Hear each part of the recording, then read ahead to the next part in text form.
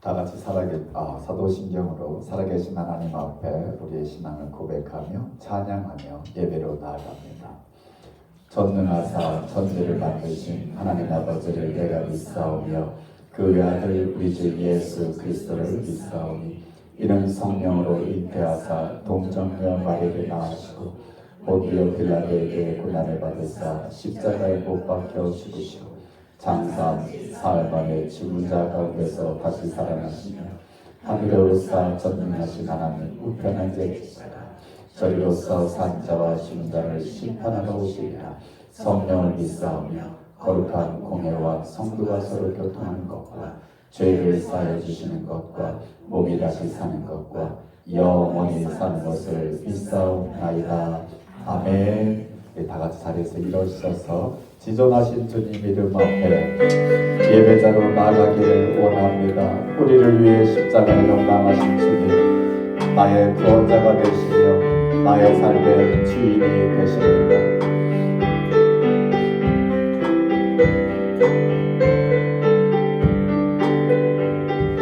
지존하신 주님 이름 앞에 모두 무릎 꿇고 다 경배해. 거룩하신 주님 보좌 앞에 엎드려 절하세. 예수는 그리스도, 예수는 주, 하나님의 영으로 경배. 예수는 그리스도,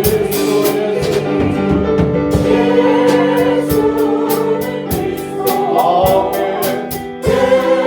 예수는 주, 하나님의 영으로 경배. 우리 다시 한번 지존하신 주님, 지존하신 주님 이름 앞에 모두 무릎 꿇고 다 경배해. 거룩하신 주님 보좌 앞에 엎드려 절하세. 오른손 들고 예수는 그리스도, 예수는 주, 하나님의 영으로 경배. 예수는 그리스도, 예수는 그리스도, 예수는 주, 하나님의 영으로. 우리 마지막으로 고백합니다. 예수는 그리스도, 예수는 주, 하나님의 영으로 경배드리리.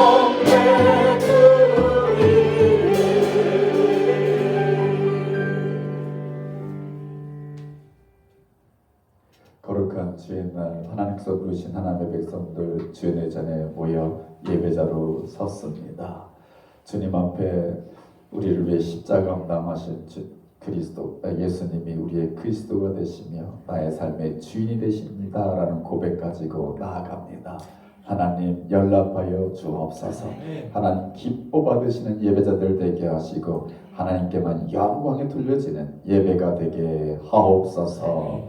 어둠의 영 일절 틈을 닫도록 막아주옵소서. 예수님의 이름으로 기도하옵나이다. 아멘. 우리 자리에 앉아서 찬양합니다. 나 같은 죄인 살리신 주님의 은혜 놀라워. 우리 부활주일을 지난주일 지냈는데 우리 그 은혜 영원히 잊지 않고 살겠습니다 라는 마음으로 찬양합니다.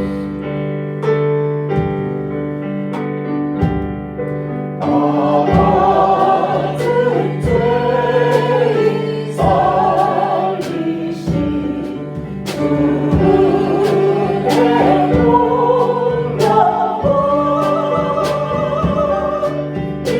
잃었던 생명 찾았고 왕명을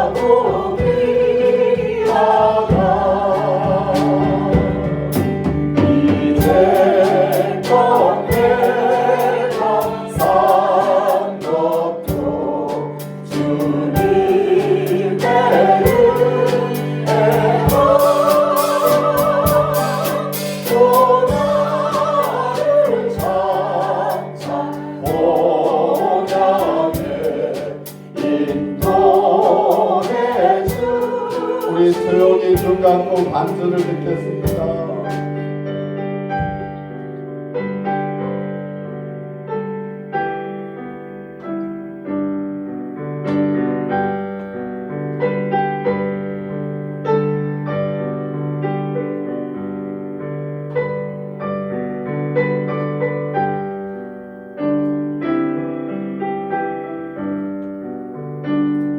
우리 3절 이제껏 내가 산 것도 찬양합니다.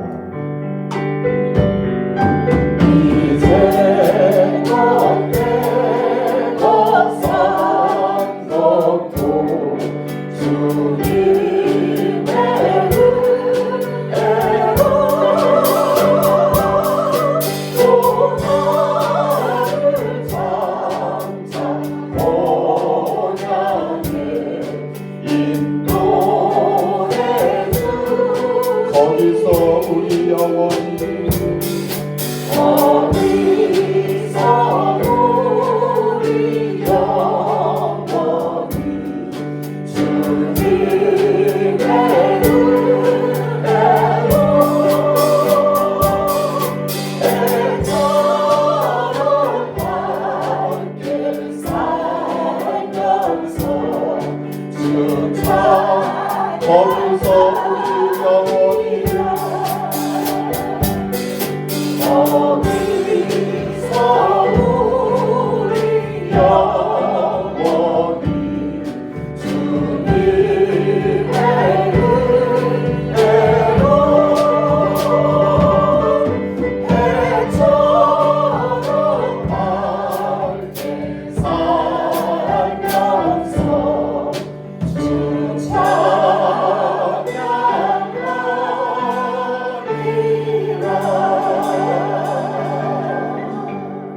아멘 아멘. 우리 하늘나라에서 부를 찬양이 우리 지상에서 부러진다면 이런 찬양일 것입니다. 나 행복합니다.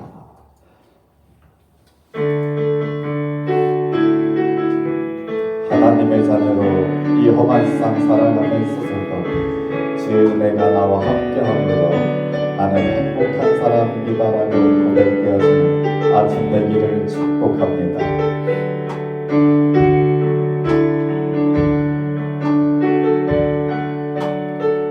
화려하지 않아도 정결하게 사는 삶 가진 것이 적어도 감사하며 사는 삶 내게 주신 작은 일 나눠주며 사는 삶 이것이 나의 삶의 행복이야. 눈물 날리 일 많지만 기도할 수 있는 것 억울한 일 많으나 주를 위해 참는 것 비록 짧은 작은 삶 주 뜻대로 사는 것 이것이 나의 삶의 행복이라고. 이것이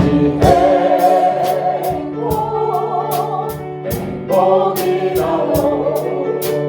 세상은 할 수 없는 하나님 선물 이것이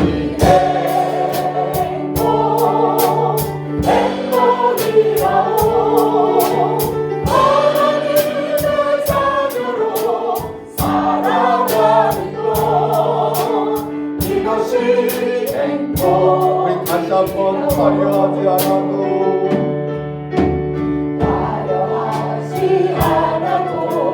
정결하게 사는 삶 가진 것이 적어도 감사하며 사는 삶 내게 주신 작은 일 나눠주며 사는 삶 이것이 나의 삶의 행복이라. 눈물 날리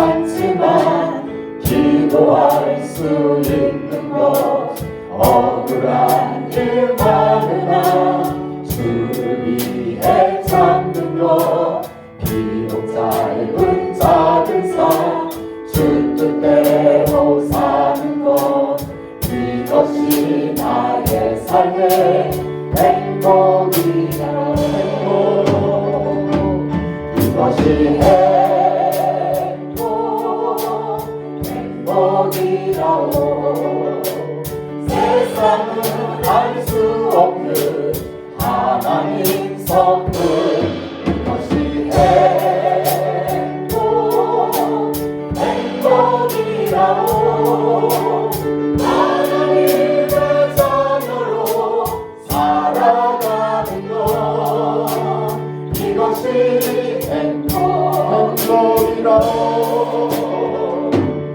이것이 행복이라오 세상은 알 수 없는 하나님 선물 이것이 행복이라오 하나님의 자녀로 살아가는 것 이것이 행복이라오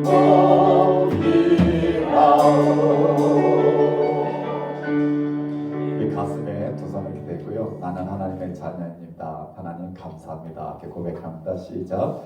나는 하나님의 자녀입니다. 하나님 감사합니다. 아멘. 아멘이십니까? 아멘. 예, 그 자녀로 한도 감사한데 나로 하여금 주를 섬기게 하신 것 또한 감사합니다. 결코 후회하지 않고 주님 만나는 그날까지 주를 섬기는 삶 살아가게 하옵소서.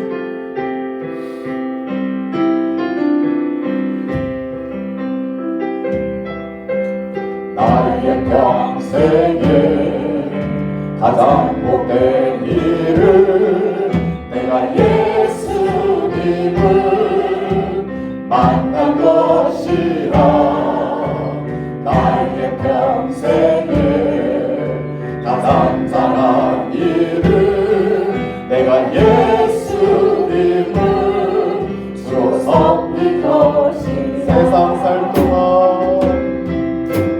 세상 살 동안 내가 걷는 길이 때로 험하여서 넘어질 때도 주의 강한 손이 나를 붙드시니 나는 예수님만 주로 섬기며 살리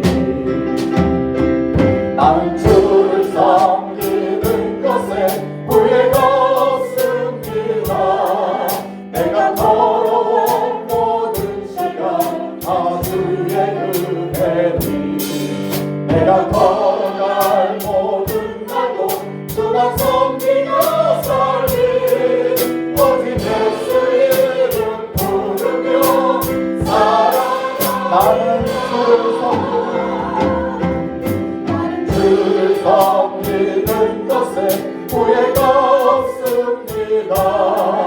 내가 걸어온 모든 시간 다 주의 은혜니 내가 걸어갈 모든 날도 주만 섬기며 살리 오직 예수 이름 부르며 살아가리라 이것이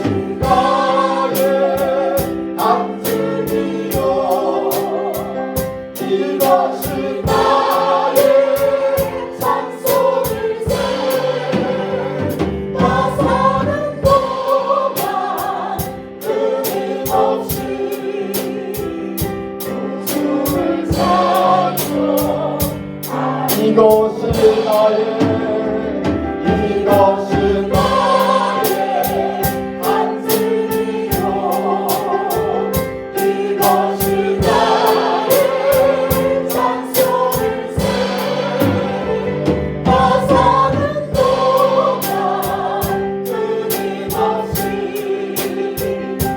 마지막으로 나의 간증 나의 간증 이것이 나의 간증이요 이것이 나의 찬송일세 나 사는 동안 끊임없이 주를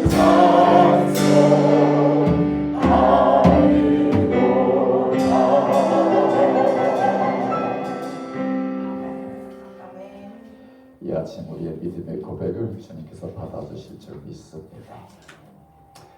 이 세상 살아가는 동안에 매일이 주님과 동행하는 삶이 되기를 원하고 나의 돈 자들 신고다여 지고 계시는 주님을 나타내는 삶이 되기를 원합니다 라는 마음을 주님 앞에 드리는 이 아침 되기를 원합니다.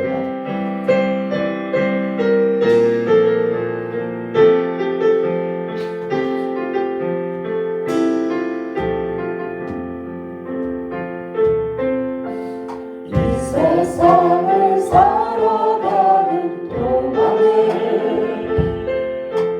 나의 힘을 의지할 수 없으니 기도하고 낙심하지 말 것은 주께서 참 소망이 되시리라. 하나님의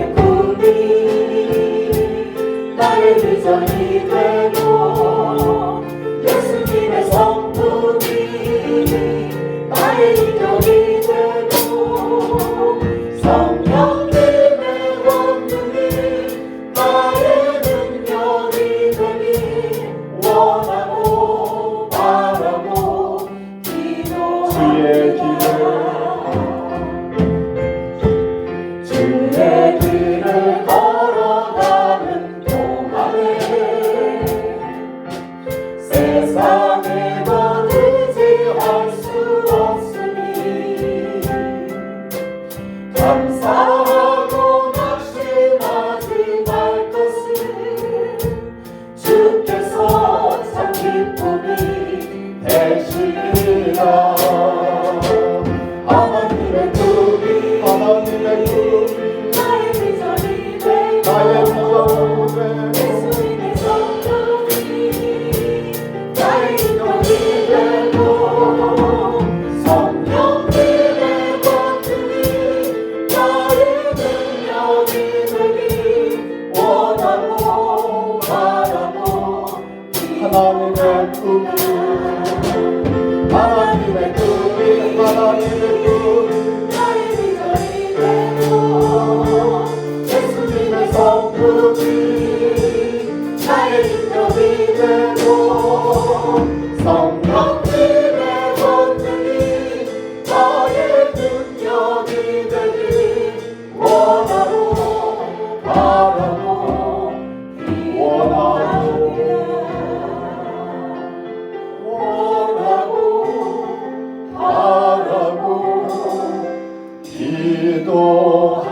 기도합니다.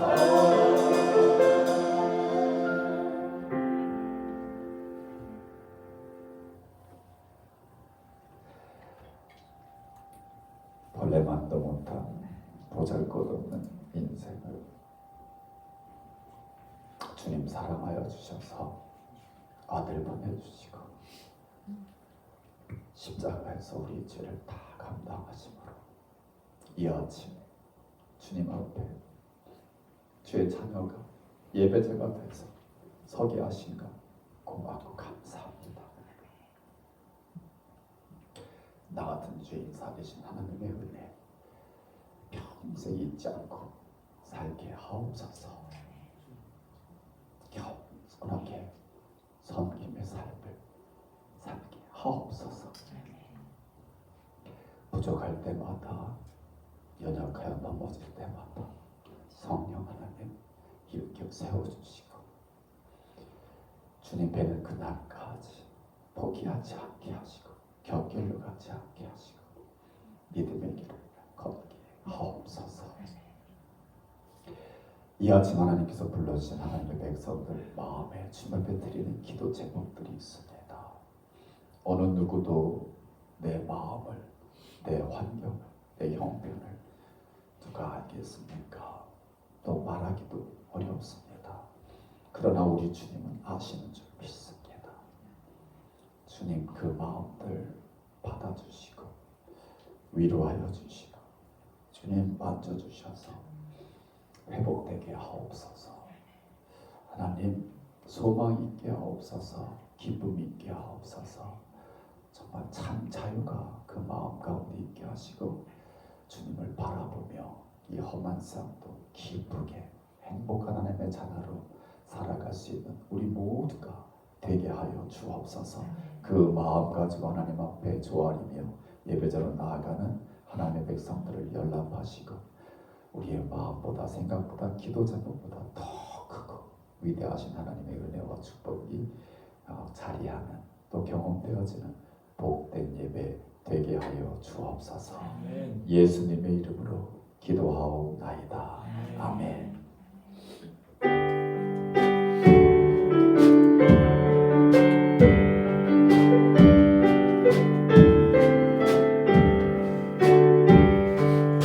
나의 몸 주님이 주여 받아주셔서 하늘과 위하여 주 뜻대로 쓰소서. 나의 생명 주님이 주여 받아주셔서 세상 사랑할 동안 찬송하게 하소서.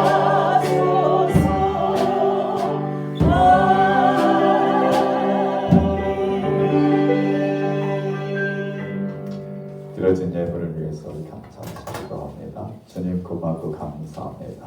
이렇게 좋은 날 하나님 신 건강 가지고 주님 앞에 나와 예배케 하시는 것 고맙고 감사합니다. 우리가 주님 앞에 마음을 드린 것 같이 또 우리의 사랑을 담아서 예물도 드립니다. 하나님 이 예물 주님 기뻐 받으시는 향기로운 제물 삼아 주시옵시고 이 예물로 인하여 정말 쓰이는 모든 곳곳에서 하나님의 영광이 드러나게 하옵소서. 예물을 드리는 그 마음, 믿음, 또 손길 기억하여 주옵시고 믿음에 믿음을 더하여 주옵시며 감사로 넘치는 삶이 되게 하시며 또 형통케 하여 주셔서 하나님 앞에 드릴 것이 더욱 많게 하시고 이웃과 함께 나누며 살 수 있는 복된 삶이 되게 하옵소서. 또 오병이어 같이 멀리 나가서 수고하신 종들을 위해 드려진 귀한 선교 예물도 있습니다. 하나님 멀리 나가 수고하시는 종들 위로하시고 저들을 통하여 이루실 하나님 나라 사역에 주님 쓰임받는 귀한 물질 되게 하시며 하나님이 축복하여 주셔서 저들의 손길과 발길도 전도와 선교의 삶이 될 수 있도록 능력으로 함께해 주옵소서. 예배와 예물 받으시기에 합당하신 우리 주 예수 그리스도를 받들어 감사하며 축복하며 기도하옵나이다. 아멘. God is good all the time. 할렐루야. 아멘. 오늘 우리 고신남 설교사님을 통해서 주신 하나님의 말씀 제가 우리 같이 한번 읽겠습니다. 하나님의 말씀 마태복음 13장 31절과 32절 두 절 말씀입니다. 마태복음 13장 31절 32절.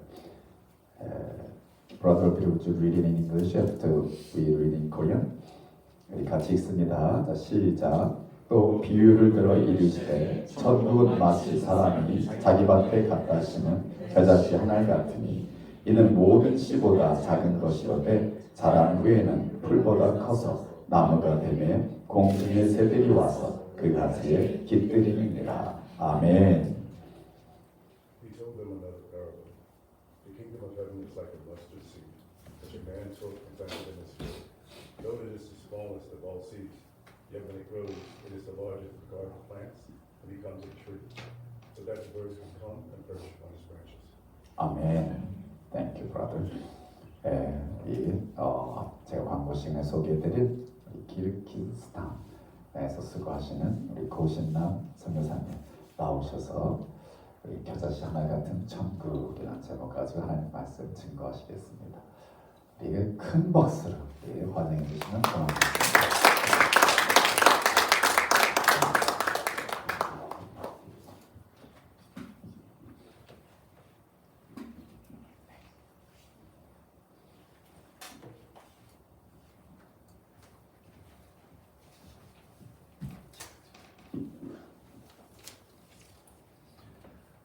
할렐루야. 네, 오랜만에 뵙습니다. 네. 오늘 말씀 제목이요. 이 겨자씨 같은 천국이라는 말씀 제목인데 제가 이제 제가 이게 움직일까요? 움직였었는데 잠시만요. 안 움직이네요. 약간 이게 움직였어.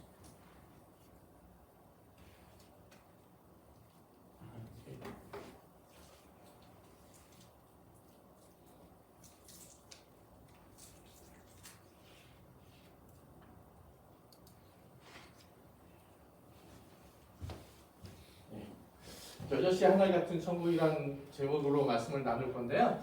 그 두 가지 오해와 그다음에 세 가지 팩트 사실과 그리고 두 가지 질문이라는 부제목으로 좀 말씀을 나누려고 합니다. 그래서 제가 말씀을 들으면서 뭐가 두 가지 오해였지? 그다음에 세 가지 사실은 뭐지? 두 가지 질문은 뭐지? 여러분의 마음속에 남아 있었으면 좋겠습니다. 먼저 말씀을 나누기 전에 여러분에게 좀 감사 인사를 드리고 싶습니다. 특별히 우리 오준표 목사님에게도 감사하고요. 저희가 안식년에 이렇게 미국으로 오게 된 것도 저에게는 하나님 은혜였거든요. 전혀 생각하지 못했는데 오게 해주시고 길을 열어주시고 또 저희가 많이 지쳐 있었는데 와서 참 잘 회복이 됐었어요. 가고 싶지 않을 정도로. 근데 다시 가고 싶은 마음을 주신 게 하나님의 은혜이신 것 같아요. 하나님께서 어떤 일을 행하실지에 대한 그런 다시 가고 싶어지게 하는 마음을 주신 것 중에 하나가 우리 반석교회와 우리 오 목사님과의 만남이었던 것 같습니다. 우리 목사님께서 약간 아쉬운 말씀을 해주셨지만 왜 그랬는지 모르지만 저희들도 계속해서 반석교회와 목사님과 함께 좋은 교제 속에서 하나님이 저희들의 만남을 통해서 어떤 일을 하실지에 대한 기대와 비전을 갖고 저희가 선교지로 다시 돌아가도록 하겠습니다. 정말로 오 목사님과의 만남도 우연이었지만 이렇게 반석교회 성도들과 함께 말씀을 두 번이나 나올 수 있는 것도 하나님의 은혜라고 생각합니다. 오면서 이렇게 제가 이제 세 번째 온 건데요. 사실은 그런 평안함 그리고 무슨 평화, 따스함, 뭐 안정감, 쉼 이런 게 반석교회에 올 때마다 저 안에 주신 하나님의 느낌이었습니다. 그래서 참 이런 만남을 통한 하나님의 역사하심들을 기대하면서 여러분이 계속해서 기도해 주셨으면 좋겠습니다. 아멘. 기도해 주시고 함께 동역함을 통하여서 하나님이 일하시는 일들을 경험하고 체험하고 찬양하고 영광 들고 주의 아멘. 백성으로서의 그 위험 있는 삶을 아멘. 우리가 함께 살아갔으면 좋겠습니다. 아멘. 성경에는 유명한 말씀들이 말씀들이 많습니다. 그래서 그 유명한 말씀이 있는 곳에는 그 챕터들은 좀 별명이 있어요. 예를 들면은 우리 고린도전서 13장은 별명이 뭘까요? 사랑장이잖아요. 왜냐면 거기는 사랑이라는 말씀이 많이 있으니까요. 마태복음 5장 하면 산상수훈상이라는 그 별명이 있지 않습니까? 마태복음 13장도 별명이 있습니다. 여러분 마태복음 13장은 무슨 별명이 있을 것 같으세요? 비유. 네. 어떤 비유? 천국 비유의 장입니다. 그래서 마태복음 13장에는 총 7개의 천국 비유가 있어요. 그래서 예수님이 천국은 어떠하다, 천국은 이러하다라고 이렇게 비유를 해주신 겁니다. 여러분 혹시 이런 찬양을 들어보셨는지 모르겠습니다. 한 번만 눌러주시겠어요? 비교가 아닌 것 같은데. 비유가 아닌가요? 비교가 있어요? 네, 한 번만 클릭해 주세요. 있어요. 그러면 안 된다 봅니다. 이 찬양은요, 천국은 마치 밭에 감추인 보화라는 찬양이에요. 여러분, 저희가 주일학교 때는 몰랐던 찬양인데, 천국은 마치 밭에 감추인 보화, 땅 속에 묻힌 아무도 모르는 보석, 천국은 마치 밭에 감추인 보화, 이런 찬양이에요. 이런 찬양인데 이 찬양에 밭에 감추인 보화를 발견한 사람이 기뻐 뛰며 돌아가 집 팔고 땅 팔고 냉장고도 팔고 기어이 그 밭을 사고 말 거야 라는 찬양이에요. 이 찬양의 비유가 있는 곳이 마태복음 13장입니다. 마태복음 13장 38절 이후에 이 밭에 감추인 보화라는 비유가 있는 말씀입니다. 저희는 이 찬양이 저희 자녀 우리 가정에게는 굉장히 의미 있는 찬양이에요. 저희가 선교지에 갔을 때 아이들 데리고 선교지에 갔을 때 그 오시라는 그 조그만 도시에 가서 사역을 했는데 우리 갔을 때도 마침 그곳에 현지 교회들이 몇 군데 있었습니다. 몇 개의 현지 교회들이 있었어요. 근데 이슬람권이다 보니까 외국인이 현지 교회 가가지고 예배에 참여하는 게 보안적으로 좀 위험했었어요. 그래가지고 저희가 이제 자유롭게 현지 교회 가서 예배를 드리지 못하고 주일마다 저희들 그 조그마한 애들 3명 데리고 이렇게 같이 예배 드릴 때 매주일 불렀던 찬양이 이 찬양이었어요. 율동하면서 천국 음악치 밭에 감추고 이러면서 그러니까 애들하고 같이 뛰면서 이렇게 찬양을 했던 그 찬양이라서 이 찬양이 저희들에게 굉장히 저희 가정에게 의미가 있습니다. 그렇게 찬양 부르면서 그렇게 선교지에서 사역을 했었는데 그 아이들이 벌써 커가지고요. 대학교 3학년이고 1학년이고 막내가 이제 10학년이 되어버렸습니다. 마태복음 13장에 예수님이 그렇게 얘기하세요. 천국 비유를 해주면서 천국은 마치 밭에 감추인 보화 같다.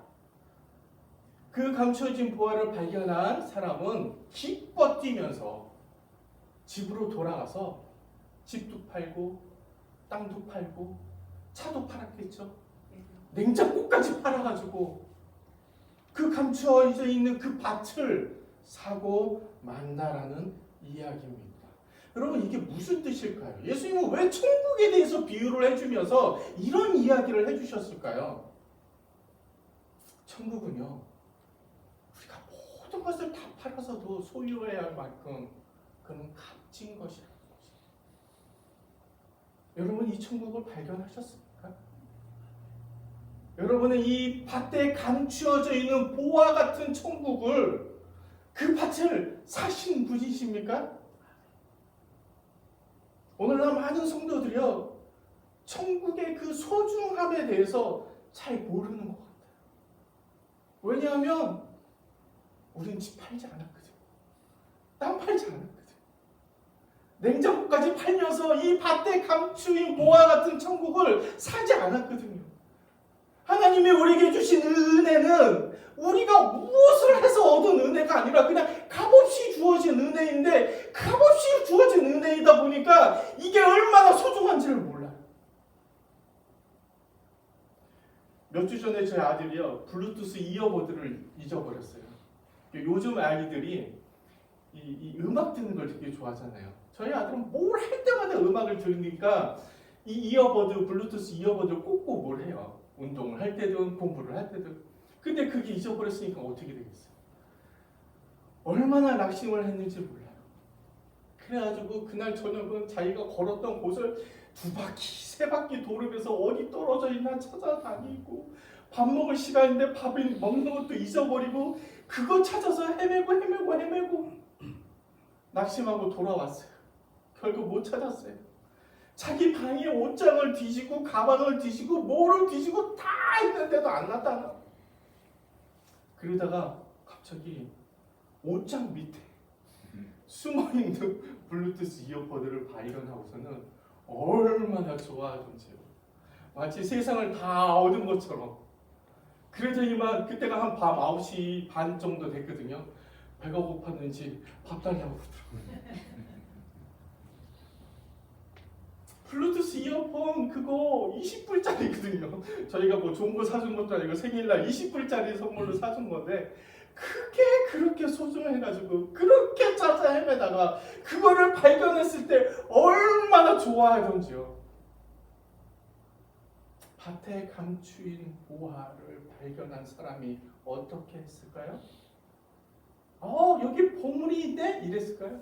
기뻐 뛰며 돌아가 그 즉시 모든 것들을 팔아버리고 이거보다 더 값진 것을 얻기 위해서 집보다 더 값지고 땅보다 더 값지고 냉장고보다 더 값진 것을 얻기 위해서 그 모든 것들을 버리고 팔아서 그 밭을 샀다라는 것이 그게 천국 그 비유입니다. 여러분 이 천국을 발견하셨습니까? 이 발견한 천국을 얻기 위해서 여러분은 무엇을 파셨나요? 여러분이 드리는 하나님께서 여러분이 주시는 첫 번째 질문입니다. 너는 이 천국을 발견했느냐? 너는 이 천국을 얻기 위하여서 무엇을 포기했느냐? 무엇을 팔았느냐? 여러분이 천국을 발견했을 때 기뻐 뛰며 돌아가셨습니까? 여러분이 이 하나님의 나라를 발견하고서도 기쁘지 않다면, 내가 하나님의 백성이 되었음에도 불구하고 기뻐하지 않다면, 여러분 한번 곰곰이 생각해 보시기 바랍니다. 묵상해 보시기 바랍니다. C.T. 스터드라는 선교사가 있습니다. 저희 단체 창시자인데 이분이 유명한 말들을 몇 가지 했는데 그 중에 하나가 이거예요. 저희 단체의 모토예요. If Christ Jesus Christ be God and died for me, then no sacrifice can be too great for me to make for him.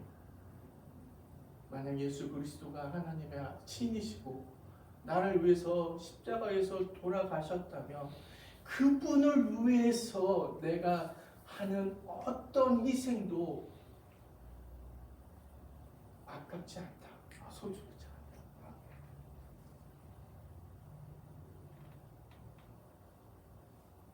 오늘 하나님께서 여러분에게 주시는 두 번째 질문은 오늘 본문에서 발견할 수 있을 것 같습니다. 31절에 또 다른 비유로 예수님이 말씀해 주시죠. 천국은 마치 사람이 자기 밭에 갖다 심은 겨자씨 하나에 같으니. 그러니까 천국이 뭐라고 말씀해 주시냐면 천국은 겨자씨 하나에 같다라고 말씀해 주시는 거예요. 여러분 비유라는 것은 이런 말이에요. 어떤 대상을 그것과 비슷한 점이 있는 다른 것과 같거나 비슷하다고 표현하는 거예요. 예를 들어서 호수 같은 너의 마음 그러면 어때요? 마음이 호수처럼 맑다, 호수처럼 넓다, 호수처럼 깨끗하다 이런 것을 표현해 주는 거잖아요. 이걸 비유라고 해요. 나는 눈처럼 흰 이빨을 갖고 싶어요. 이건 뭐요? 내 이빨이 눈처럼 하얗게 되고 싶다. 이런 비유예요. 그러니까 천국은 마치 사람이 자기 밭에 심은 겨자씨 같다라는 비유는 어떤 의미일까요? 지금 예수님이 천국은 겨자씨 같다, 하나 같다라고 말씀은 무슨 말씀일까요? 여러분 이해가 되셨으면 좋겠는데요. 우리가 보통 천국하면 어떤 생각을 해요? 천국하면 큰 나라, 완벽하고 빛나고 거대하고 아름답고 평화롭고 우리가 죽어서 갈 그 어떤 곳, 우리 천국하면 그런 생각들이 먼저 들잖아요. 근데 여기 예수님이 뭐라고 말씀하세요? 천국은 겨자씨 하나에 같다고 지금 얘기해 주시죠. 이게 무엇을 말씀하시는 것일까요? 그거에 대해서 32절에서 설명을 해주는데 첫 번째가 천국의 세 가지 특징이에요. 팩트에 대해서 얘기해 주시는데 첫 번째가 이는 모든 씨보다 작은 것이로되 라고 설명해 주세요. 그러니까 천국은 겨자씨 하나에 같다라고 하면서 그러면 천국은 겨자씨 하나에 같다는 비유로 말씀하시는데 천국은 겨자씨의 특징을 가지고 천국은 이러하다라고 설명해 주시는 거예요. 그 첫 번째 특징, 팩트가 뭐냐? 이는 모든 씨보다 작은 것이다 라고 얘기해요. 여러분 겨자씨 보신 적 있으세요? 그러니까 겨자씨가 작다고 하시니까는 정말로 작을 것 같잖아요. 정말 작아요. 그래서 저도 본 적이 없는데 저는 겨자나무를 본 적도 없습니다. 근데 제가 청년 때 어쩌다가 아니죠. 청년 때 하나님의 인도하심으로 이집트에서 1년 동안 단기 선교사 사역을 했습니다. 이집트는 이제 이스라엘하고 가까우니까 어쩌다가 이제 기회가 있어서 청년 때 이제 성지순례를 가게 됐어요. 얼마나 좋았는지 모릅니다. 은혜가 많았습니다. 은혜는 은혜고 또 이렇게 여행을 오면 또 뭐 해야 돼요? 여러분 여행 많이 안 다녀서 모르시는구나. 이게 기념품을 좀 사야 되잖아요. 또 이렇게 아는 사람들 나 갔다 왔다고 이렇게 선물해줘요. 근데 뭐 가난한 청년 단기 선교사가 뭐 돈이 있겠습니까? 무슨 기념품을 사겠습니까? 근데 거기 어떤 분이 이렇게 파는 거예요. 겨자씨라고 1달러에 파는 거예요. 그래서 겨자씨를 보여주는데 정말로 조그만 거예요. 조그만 거. 와, 눈에 보이지도 않을 만큼 조그만 거예요. 와, 겨자씨 비유가 딱 생각이 나면서 그래, 이거 좋은 선물이다 하고 사가지고 왔습니다. 그래서 이제 나눠줬습니다. 근데 나중에 알게 됐는데요, 저게 겨자씨가 아니라 저거 담배 씨앗이래요. 겨자씨는 이만하대요. 이게 겨자씨래요.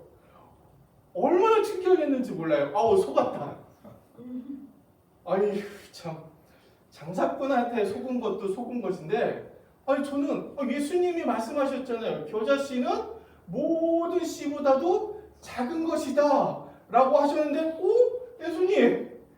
예수님이 거짓말하신 건가?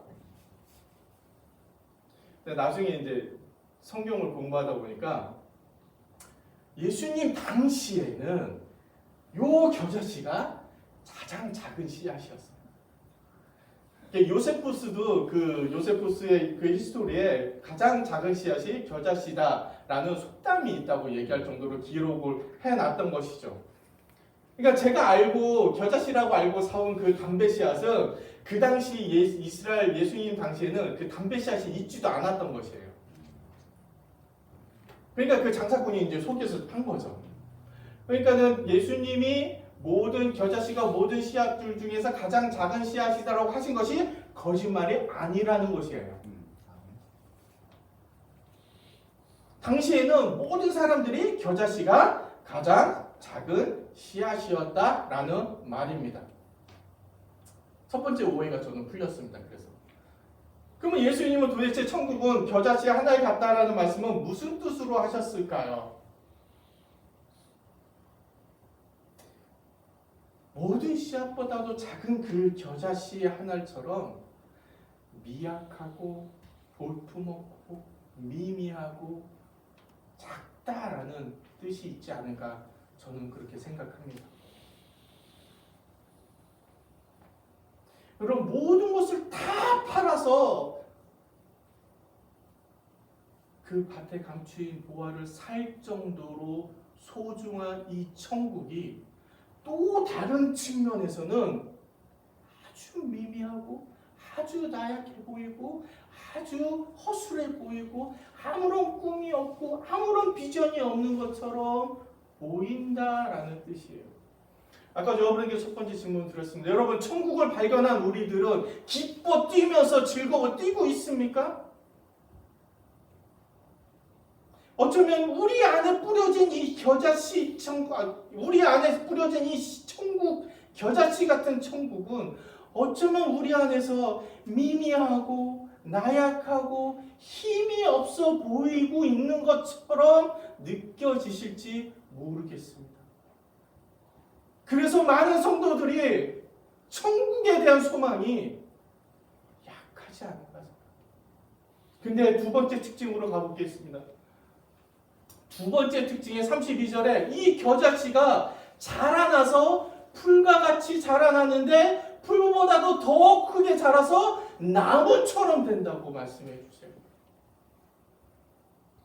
겨자씨의 두 번째 팩트는 자라난다는 것이에요.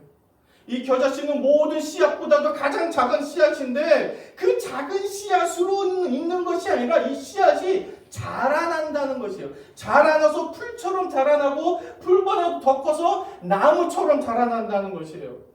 여기에 두 번째 오해가 있는데요. 우리는 보통 나무 하면 어떤 생각이 있어요? 지금 밖에 나가시면 보이는 이쪽만한 그 나무, 울창한 나무, 커다란 나무라고 생각하잖아요. 세 번째 특징에 가면 그 나무에 공중에 있는 새들이 와서 거한다고 하잖아요. 나무가 커야죠. 새들이 와서 집도 만들 정도로 커야죠. 이 겨자씨는 정말로 나무처럼 이렇게 커지는구나 라고 저는 생각을 했는데요. 이스라엘에 가보면 이게 겨자씨래요. 이게 겨자풀이래요. 여러분, 이게 나무처럼 보이세요? 풀처럼 보이잖아요. 아니 그럼 예수님이 또 거짓말을 하신 건가? 저희 두 번째 오해예요. 근데 유대 사람들이 그때 당시 유대 사람들의 나무와 풀의 개념이 우리의 나무와 풀의 개념하고 틀리대요. 그때 당시의 사람들의 풀은 이게 씨가 뿌려져서 이게 잎이 나오면 이 잎이 땅에 가까이 있으면 풀, 땅으로부터 좀 멀리 떨어져 있으면 나무래요. 그러니까 우리가 보기에는 풀이지만 이스라엘 유대 사람들이 그때 당시에 볼 때는 나무였던 거예요. 이 겨자씨가 자라면 우리가 보통 생각하는 나무는 저런 나무이지만 이게 많이 큰 게 이 정도래요. 사람의 키보다 하거나 사람의 키보다 조금 더 큰 이렇게 자라는 게 겨자씨라고 합니다. 오늘 본문에서 천국은 마치 사람의 자기 밭의 친구인 겨자씨 하나 같은데 이 겨자씨는 매우 작은 씨앗이에요. 근데 이 겨자씨는 자라난다는 것이에요. 그냥 자라는 것이 아니라 풀보다 커서 나무가 될 정도로 크게 자란다는 것이에요. 이게 천국 비유의 두 번째 팩트입니다. 세 번째 팩트는요. 공중의 새가 날아와서 이 겨자 나무에 겉드네, 어바인한다는 것이죠. 이게 정말로 겨자씨 나무에 그 새가 와서 머무는 모습입니다. 사진입니다. 공중에 있는 이 겨자씨 미미한 작은 씨앗인 이 겨자씨가 자라나서 풀보다 커서 나무처럼 자라나서 공중의 새들이 와서 그 가지에 깃들인다. 하나님 나라는 천국은 잃어버린 영혼들이 찾아와서 상심한 영혼들이 날아가서 소망 없는 자들이 찾아와서 쉼을 얻고 안식을 얻고 평안을 누리며 그곳에 거주한다라는 것이 이게 천국 비유에 대한 예수님의 겨자씨 비유에 대한 천국의 설명입니다. 겨자씨의 세 가지 특징은요. 모든 씨보다 작아요. 겨자씨는 자라나요. 공중에 새들이 와서 깃들어요. 천국은요. 우리가 보기에는 작고 미미해 보이고 아무런 영향력이 없을 것 같지만 그 천국의 씨앗이 뿌려지면은 그 천국 씨앗은 자라나면은 공중에 새들이 와서 잃어버린 영혼들이 오고 상심한 영혼들이 오고 갈 바 없는 자들이 오고 방황하는 자들이 오고 죄인들이 와서 그곳에서 하나님의 백성이 되어진 것입니다. 이것이 겨자씨를 통한 천국에 대한 예수님의 비유입니다. 마태복음 13장은요. 씨 뿌리는 자의 비유로 시작을 해요. 여러분 씨 뿌리는 자의 비유가 너무 유명하시니까 다 아시죠? 네 가지 땅이 있어요. 길가밭, 돌짝밭, 가시떨기밭, 그 다음에 좋은 밭. 예수님이 이 비유를 천국 비유를 해주셨는데 이 제자들이 도통 알아듣지를 못하는 거예요. 이게 무슨 말이야 무슨 말이야 무슨 말이야. 그래서 예수님이 나중에 설명을 해주십니다.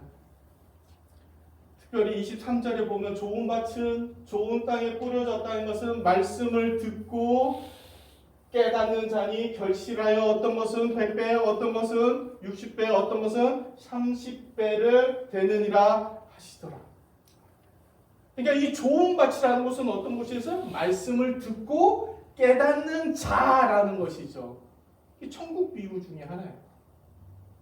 24절에 이런 말씀을 해주세요. 천국은 좋은 씨를 제 밭에 뿌린 사람과 같으니. 그러면서 그 다음에 가라지와 곡씨, 알곡 비유를 해주세요.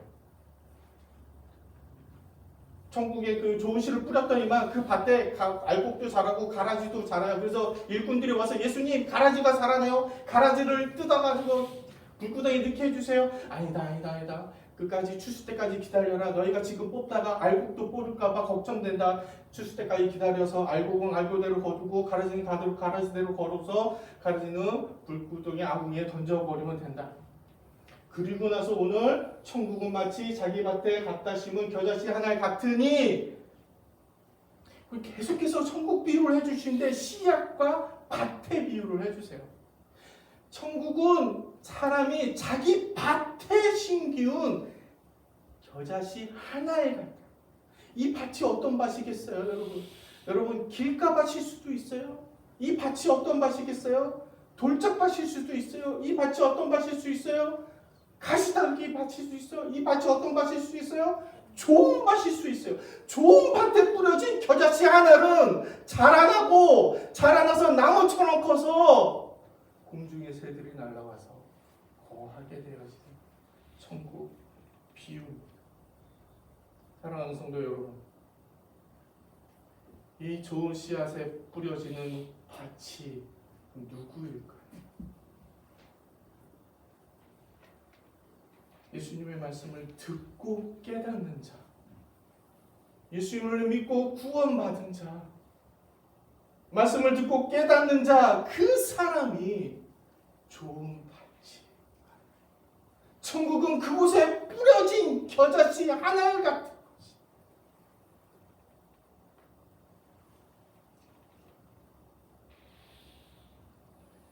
우리의 좋은 밭에 겨자씨 하나 같은 천국이 뿌려지며 우리의 삶 가운데서 100배, 60배, 30배의 결실을 얻게 되어질 줄로 믿습니다.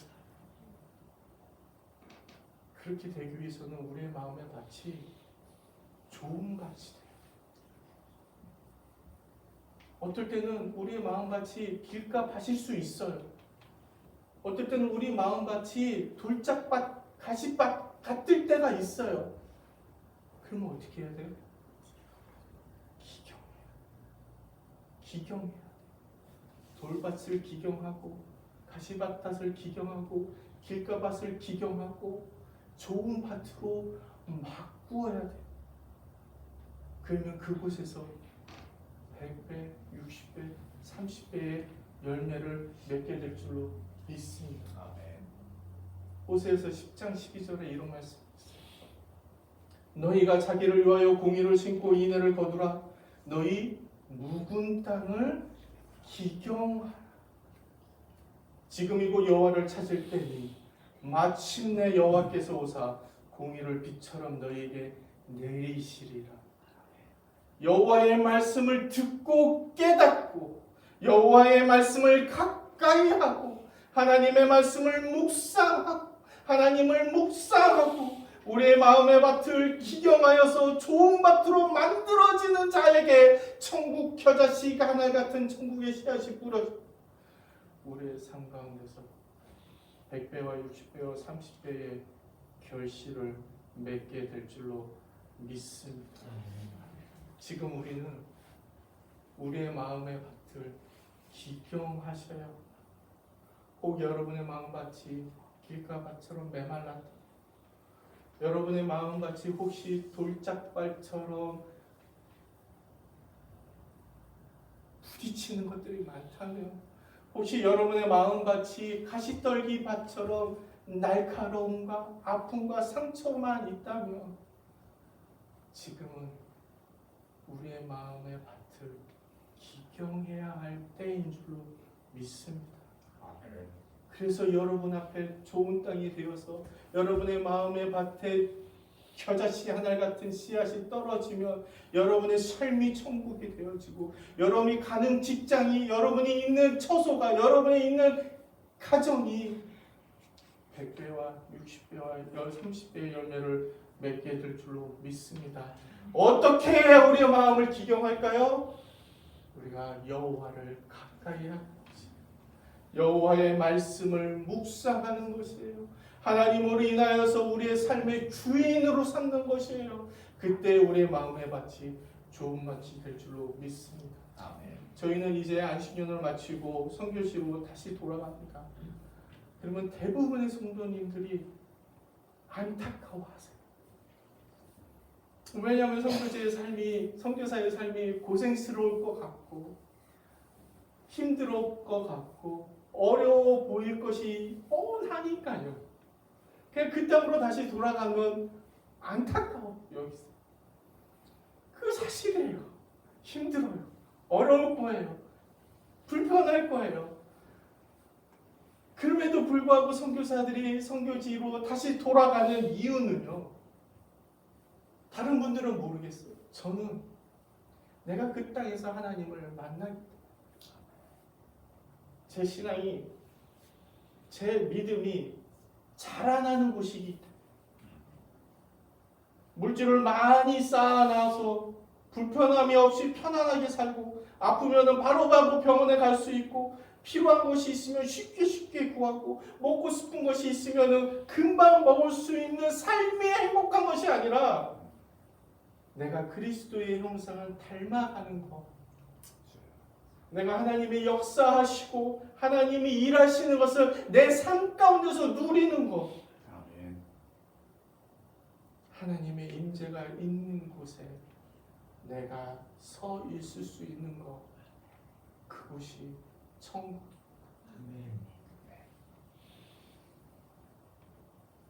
여러분의 마음밭이 좋은 밭이 되어서 겨자씨처럼 조그마하고 나약하고 미미해 보이는 씨앗이 뿌려지더라도 여러분의 마음의 심령 안에서 자라나서 나무가 되어서 잃어버린 영혼, 불쌍한 영혼, 죄인 영혼, 방황하는 영혼들이 여러분을 통하여서 천국에 거하게 되게 될 줄로 주님의 이름으로 축원합니다. 네. 여러분의 삶과 여러분의 가정과 이 반석교회 가운데 100배의, 60배의, 30배의 열마가 맺히기를 주님의 이름으로 축원합니다. 네. 혹 지금 여러분이 길가밭일지라도, 혹 지금 여러분의 마음이 돌짝밭일지라도, 혹 지금 여러분의 마음이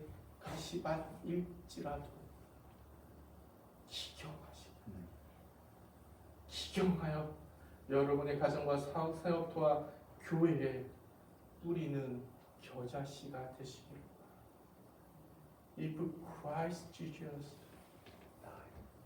be God and died for me, then no sacrifice can be too great for me to make for Him. 여러분의 삶 가운데서 천국을 맛보시기를 주님의 이름으로 축원합니다. 아멘. 함께 기도.